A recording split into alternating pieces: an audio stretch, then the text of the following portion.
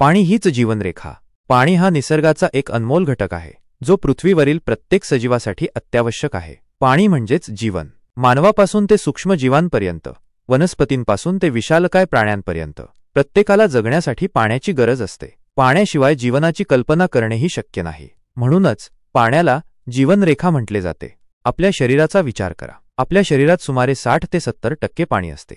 हे पाणी आपल्या शरीरातील प्रत्येक पेशीमध्ये आवश्यक असते आणि शरीराची सर्व कार्ये सुरळीतपणे पार पाडण्यास मदत करते। आपण जे अन्न खातो त्याचे पचन असो, शरीरातील टाकाऊ पदार्थ बाहेर टाकणे असो किंवा शरीराचे तापमान नियंत्रित ठेवणे असो, या सर्व क्रियांमध्ये पाण्याची महत्त्वाची भूमिका असते। फक्त मानवासाठीच नव्हे तर प्राण्यांसाठी आणि पक्ष्यांसाठीही पाणी अत्यंत महत्त्वाचे आहे। त्यांना पिण्यासाठी पाण्याची गरज असते आणि अनेक प्राणी तर पाण्यातच आपले घर बनवून राहतात। त्याचप्रमाणे वनस्पतींना वाढण्यासाठी पाण्याची आवश्यकता असते। पाण्यामुळेच जमिनीतील पोषक तत्वे त्यांच्या मुळांपर्यंत पोहोचतात आणि ते आपले अन्न तयार करू शकतात। थोडक्यात पाणी हे पृथ्वीवरील जीवनाचा आधारस्तंभ आहे।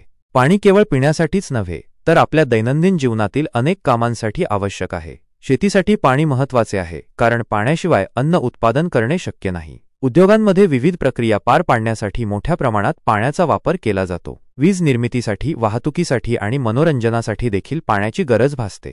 पाणी आणि पर्यावरणाचे नाते अतूट आहे। पाणी पर्यावरणाचे संतुलन राखण्यास मदत करते।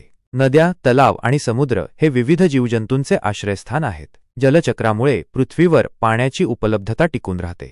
पावसाच्या रूपात पाणी जमिनीवर येते, नद्या आणि जलाशयांमध्ये जमा होते आणि पुन्हा समुद्रात मिसळून त्याची वाफ होते। ही प्रक्रिया सतत चालू राहते। आज आपण एका गंभीर समस्येचा सामना करत आहोत, पाण्याची कमतरता। वाढती लोकसंख्या आणि बेजबाबदार वापरामुळे अनेक ठिकाणी पाण्याची टंचाई जाणवत आहे। नद्या आणि जलाशय प्रदूषित होत आहेत, ज्यामुळे पिण्याच्या पाण्याची समस्या अधिक गंभीर झाली आहे।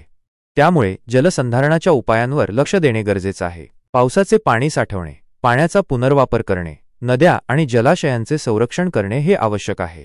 प्रत्येक व्यक्तीने पाण्याची बचत करण्याची जबाबदारी घेणे ही काळाची गरज आहे। घरात नळ व्यवस्थित बंद करणे, अंघोळीसाठी कमी पाण्याचा वापर करणे, कपडे धुताना आणि भांडी घासताना पाण्याची बचत करणे यांसारख्या साध्या उपायांनीही आपण मोठे योगदान देऊ शकतो। लक्षात ठेवा, थेंबे थेंबे तळे साचे।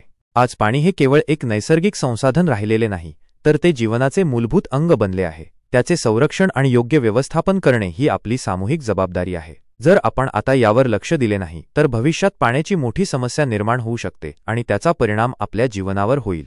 पाणी हीच खरी जीवनरेखा आहे। त्याचे महत्त्व अनमोल आहे। पाण्याचे संरक्षण करणे आणि त्याचा जपून वापर करणे हे आपले कर्तव्य आहे। पाणी वाचवा, जीवन वाचवा।